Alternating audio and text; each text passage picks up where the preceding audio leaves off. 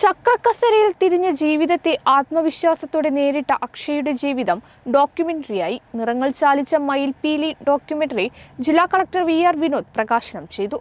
ആധികാരികതയും ആത്മാർത്ഥതയും കൂടിച്ചേർന്ന കാഴ്ചാനുഭവമാണ് ഡോക്യുമെന്ററി എന്ന് ജില്ലാ കളക്ടർ പറഞ്ഞു. ഭിന്നശേഷിക്കാരനായ വിദ്യാർത്ഥിയായ അക്ഷയുടെ അതിജീവനത്തിന്റെയും ആത്മവിശ്വാസത്തിന്റെയും കഥയാണ് നിറങ്ങൾ ചാലിച്ച മയിൽപീലികൾ എന്ന ഡോക്യുമെന്ററി. ജീവിതം ഒരു ചക്രക്കസേരയിൽ തിരിഞ്ഞപ്പോഴും അതിനെ പുഞ്ചിരിയോടെയും ആത്മവിശ്വാസത്തോടെയും നേരിട്ട് ജീവിത വിജയത്തിന്റെ പടവുകൾ ചവിട്ടിക്കയറിയ അക്ഷയുടെ ജീവിതമാണ് ഡോക്യുമെന്ററിയിൽ വരച്ചിട്ടുള്ളത്. വിപരീത സാഹചര്യങ്ങൾക്കെതിരെ ശക്തമായി പോരാടി ജീവിതത്തിൽ മുന്നേറുന്ന അക്ഷയുടെ യാത്ര ഈ ഡോക്യുമെന്ററിയിലൂടെ മനോഹരമായി അവതരിപ്പിക്കുന്നുണ്ട്. നിറങ്ങൾ ചാലിച്ച മയിൽപീലികൾ എന്ന ഡോക്യുമെന്ററി മലപ്പുറം ജില്ലാ കളക്ടർ വി.ആർ. വിനോദ് റിലീസ് ചെയ്തു. ഭിന്നശേഷിക്കാർക്കും രക്ഷിതാക്കൾക്കും ഭിന്നശേഷി ക്ഷേമത്തിനായി പ്രവർത്തിക്കുന്നവർക്കും പ്രചോദനമാണ് അക്ഷയുടെ ജീവിതമെന്ന് കളക്ടർ പറഞ്ഞു.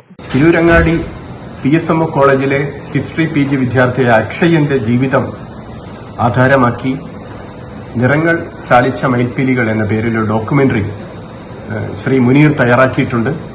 ഇത് വളരെ നല്ല കാര്യമാണ്. ഭിന്നശേഷി ഉള്ള കുട്ടികൾക്ക്, ഭിന്നശേഷി മേഖലയിൽ പ്രവർത്തിക്കുന്നവർക്കും കുട്ടികൾക്കും തീർച്ചയായും അക്ഷയുടെ ജീവിതം ഒരു സന്ദേശമാകും.